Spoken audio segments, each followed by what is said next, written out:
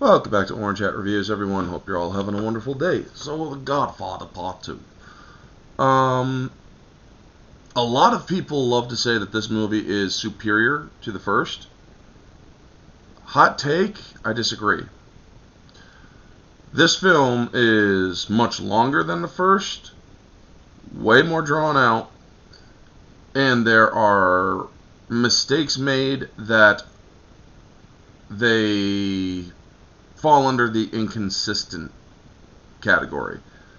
This movie gives timelines, like at this time and the place in the beginning of the film, but then when they keep jumping back and forth through time between Vito and his son Michael, eventually they just stop saying what year it is and where it is. And it's like, that's kind of confusing after a while. The movie, I honestly fell asleep watching this movie.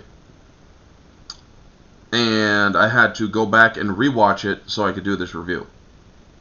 And I had to make sure, or stop every now and then just to get up and walk around because I was freaking nodding off a second time, rewinding, watching again.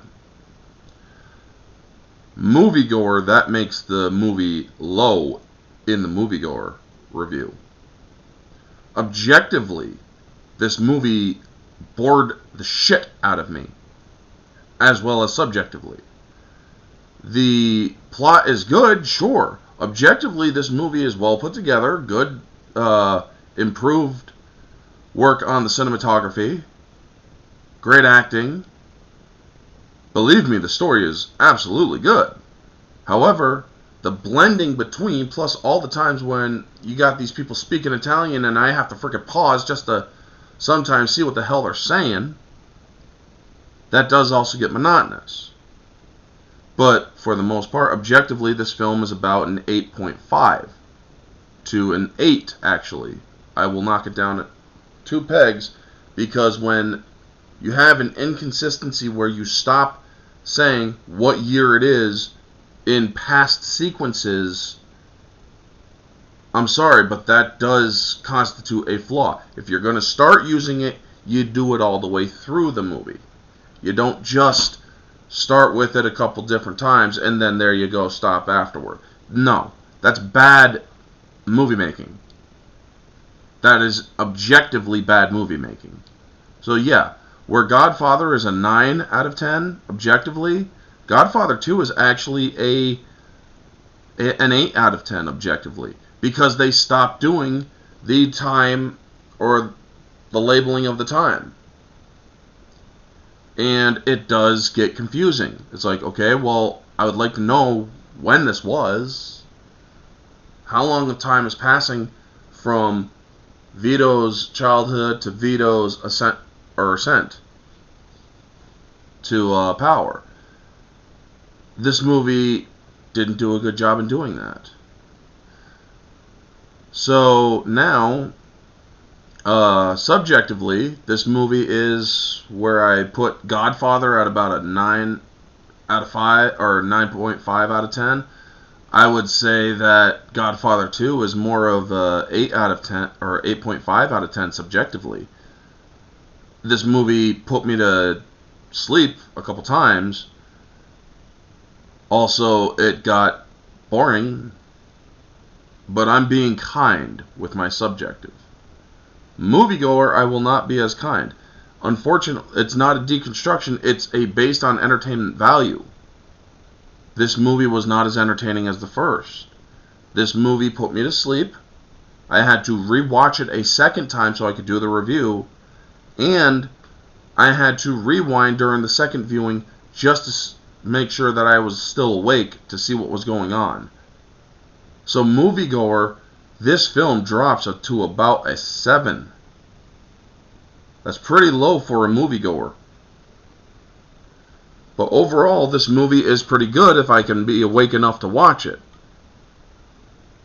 I mean, you got great cast from the original film coming back for the second one. Talia Shire in this one looks like she aged 8 years, even though these movies were made a year apart. So it's like, whoa. it does make one wonder what the heck happened to Talia, because she does look like she aged significantly in that film.